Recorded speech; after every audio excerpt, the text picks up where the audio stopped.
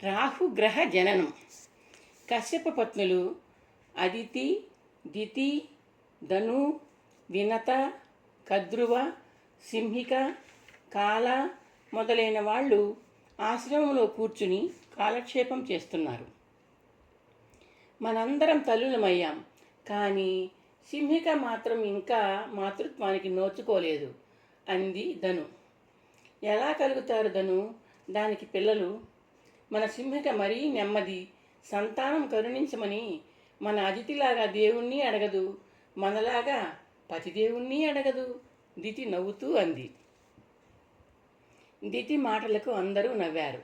సరే, ఆ మాత్రం నేను అడగగలను. ఎవరిని అడగాలో చెప్పండి. అడిగి పిల్లల్ని కని నా శక్తి చూపిస్తాను. సింహిక ఆవేశంగా అంది. చెప్పండి, ఎవరిని అడగాలి? దేవుణ్ణా లేక పతిదేవుణ్ణా? ఆ దేవుణ్ణి ప్రార్థించినా పతిదేవుణ్ణి ప్రార్థించు సాధ్వి అంటాడు. కాబట్టి కనిపించే దేవుడు, కరుణించే దేవుడు, పతిదేవుడు ఉన్నారుగా, ఆయన్నే అడుగు. కాల నవ్వుతూ అంది. అందరూ నవ్వారు. చిరునవ్వు నవ్వుతూ అదితి సింహికతో ఇలా అంది. మన పతిదేవుడు మహా తపశ్శక్తి సంపన్నులు. భగవంతుడిని ప్రార్థించే అవసరం ఉంటే ఆయనే చెప్తారు. ఆయననే అర్థించు సింహిక, నీకు మాతృత్వం సిద్ధిస్తుంది. కశ్యప ప్రజాపతి నదీ తీరంలో చెట్టు కిందకు ధ్యాననిష్టలో ఉన్నాడు. సింహిక వచ్చి ఆయన ముందు కూర్చుంది. కశ్యప ప్రజాపతి నిమీలిత నేత్రాలతో సమాధిలో ఉన్నాడు. సింహిక కొన్ని క్షణాల పాటు ఆయన ధ్యానం ముగించడం కోసం నిరీక్షిస్తూ కూర్చుంది. స్వామి అంది. ఇంకా వేచి చూసే ఓపిక నశించిన సింహిక. కశ్యప మహర్షి కళ్ళు మెల్లగా తెరుచుకున్నాయి. సింహికను ప్రశ్నార్థకంగా చూశాయి. సింహిక, ఏమిటి ఇలా వచ్చావు? కశ్యపుడు అడిగాడు. మిమ్మల్ని వరం కోరడానికి వచ్చాను అంది సింహిక కొద్దిగా తడబడుతూ. వరమా? కశ్యపుడు చిరునవ్వు నవ్వాడు. ఇవ్వాలి, తప్పకుండా. ఇస్తారా? ఇస్తాను సింహిక, అడుగు. కశ్యపుడు అన్నాడు. నాకు పుత్రుడు కావాలి. కోరదగిన కోరికే.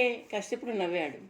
నా పుత్రుడు మహాశక్తిమంతుడై ఉండాలి, మహాబలశాలి అయి ఉండాలి, చూడగానే అందరూ భయపడేలా భీకరంగా ఉండాలి. సింహిక ఉత్సాహంగా అంది. భీకరంగా ఉండాలా? ఎందుకు సింహిక? మళ్ళీ ఆలోచించుకొని అడుగు. కశ్యపుడు సూచించాడు. మళ్ళీ ఆలోచించను, మళ్ళీ అడగను. నాకు భయం గొలిపే భీకరాకారుడైన పుత్రుణ్ణి ఇవ్వండి. సింహిక మొండిగా అంది. సరే, ఇలా దగ్గరగా రా. కశ్యపుడు సింహిక అతని దగ్గరగా జరిగింది. కశ్యపుడు తన హస్తాన్ని ఆమె శిరస్సు మీద ఉంచాడు. వరమిస్తున్నాను. నువ్వు కోరిన పుత్రుడు త్వరలో నీ ఒడిలో ఆడుకుంటాడు. సింహిక గర్భవతి అయింది. ఆ శుభవార్తని ఆనందంగా అక్కచెల్లెళ్ళందరికీ చెప్పింది. సింహిక తల్లి కాబోతోంది స్వామి అంది అదితి కశ్యప ప్రజాపతితో. సంతానం కోసం తహతహలాడిపోయింది. పాపం, చక్కటి కొడుకు కలగాలని దీవించారు కదా. కశ్యపుడు నవ్వాడు. నీ చెల్లెలు చూడచక్కని కొడుకు కావాలనలేదు, చూడగానే భయం కలిగించి వికార రూపుడు కావాలంది. అడగరాని వరాన్ని అడగరాని సమయంలో అడిగింది సింహిక. మందే అగ్నిలాంటి ముఖంతో భయభ్రాంతులను చేసే బాలుడు ఆమెకు జన్మిస్తాడు. అయ్యో అలాగా అంది నిరుత్సాహంతో అంది. సింహిక కోరికను మూల కారణం దైవేచ్ఛ అని నాకు అనిపిస్తోంది. విచారించాల్సిన అవసరం లేదు అన్నాడు కశ్యపుడు తేలిగ్గా. సింహికకు నవమాసాలు నిండాయి. సకాలంలో ఆమె ఎర్రటి దేహకాంతితో దగదగలాడే బాలుణ్ణి ప్రసవించింది.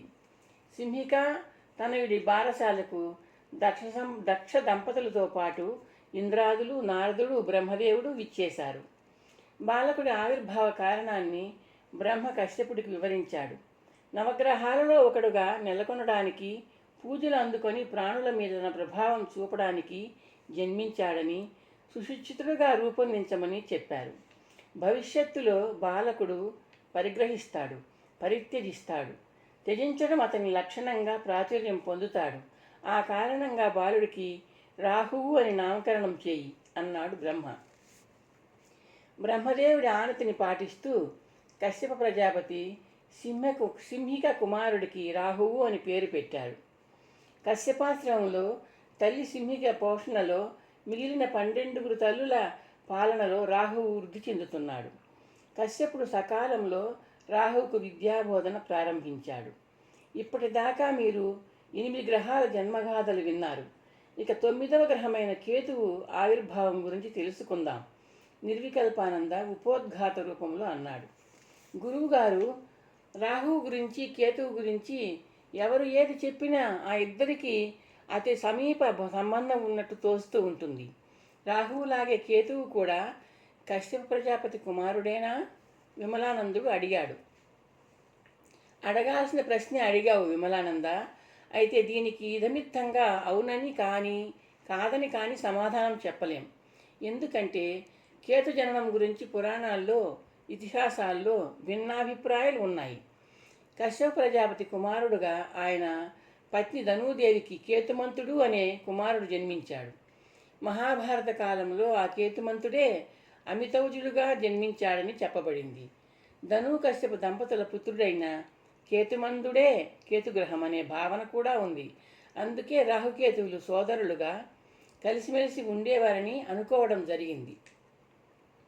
అయితే అష్టాదశ పురాణాలలో ఒకటైన విష్ణు ధర్మోత్తర పురాణంలో కేతువు గురించి ఐతిహాస్యం మరొక విధంగా ఉంది. ఆ పురాణం ప్రకారం బ్రహ్మదేవుడు మృత్యుదేవతను సృష్టించాడు. భూభారం తగ్గడానికి వీలుగా ప్రాణుల్ని సంహరించమంటాడు. ఆమె తిరస్కరించి రోధిస్తుంది, వేడిగా నిట్టూర్చుతుంది. ఆ నిట్టూర్పు పతాకాకారంలో అగ్నికీలగా వెలువడుతుంది. తద్వారా కేతువు పుట్టాడు. కేతువుగా ధూమకేతువుగా ఉంటాడని బ్రహ్మ శాసిస్తాడు. నిర్వికల్పానంద శిష్యులకు అర్థం కావడా అన్నట్లు ఆగాడు. కేతువు జన్మవృత్తాంతంలో మరొక అంశాన్ని కూడా పరిగణనలోనికి తీసుకోవాలి. అది క్షీరసాగర మథనం. తర్వాత మోహిని ద్వారా దేవదానవులకు జరిగిన అమృత వితరణ సన్నివేశం. ఆ సన్నివేశంలో రాహువు ఒక్కడే దేవతగా మారువేషంలో అమృతం స్వీకరించినట్టు వర్ణించబడింది. స్కంద మహాపురాణంలో మరో విధంగా ఉంది.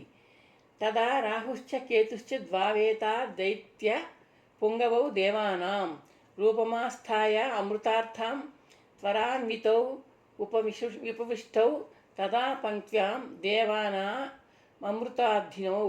అంటే రాహువు కేతువు అనే దైత్య పుంగవులు అమృతం కోసం దేవతల రూపాలు ధరించి దేవతల పంక్తిలో కూర్చున్నారు అని అర్థం. అలా అయితే ఏ అభిప్రాయాన్ని మనం స్వీకరించాలి గురువుగారు? చిదానందుడు అడిగాడు. ఏదైనా తీసుకోవచ్చు, శివానందుడు తేలిగ్గా అన్నాడు. నిర్వికల్పానంద చిరునవ్వు నవ్వాడు. ఆ అభిప్రాయం సరైంది కాదు శివానంద. నీకు నచ్చిన ప్రతిపాదనను నువ్వు, చిదానందుడికి నచ్చింది అతను స్వీకరిస్తే విషయంలో అభిప్రాయ భేదం శాశ్వతంగా ఉండిపోతుంది. సూక్ష్మంగా ఆలోచించి పురాణంలోని భిన్నమైన ప్రతిపాదనల మధ్య సమన్వయం సాధించి ఏదో ఒక ప్రతిపాదనను స్వీకరించాలి. ఆ ప్రతిపాదన యుగాలుగా వేళ్లు తన్నిన విశ్వాసానికి విఘాతం కలిగించకుండా ఉండాలి. మనం కేతువు జన్మవృత్తాంతంలో ఆ సమన్వయ పద్ధతిని పాటించి 2 అభిప్రాయాలను కలిపి ఒక్కటిగా చేయడానికి ప్రయత్నం చేద్దాం. బాగుంది గురువుగారు, మీరన్న ఆ సమన్వయాన్ని ఎలా సాధిస్తారు? విమలానందుడు అడిగాడు. ఎలా సాధించగలమో ప్రత్యేకంగా వివరించకుండా కేతువుకు అటు కశ్యప ప్రజాపతితోనూ ఇటు మృత్యువుతోనూ సంబంధం కొనసాగిస్తూ ఆయన జన్మవృత్తాంతం చెప్పుకుందాం. వినండి. ఒకప్పుడు ప్రాణులకు మరణాలు లేని కారణంగా భూభారం అమితంగా పెరిగిపోయింది. భూదేవి ప్రమాదాన్ని శంకించింది. నిర్వికల్పానంద ప్రారంభించారు.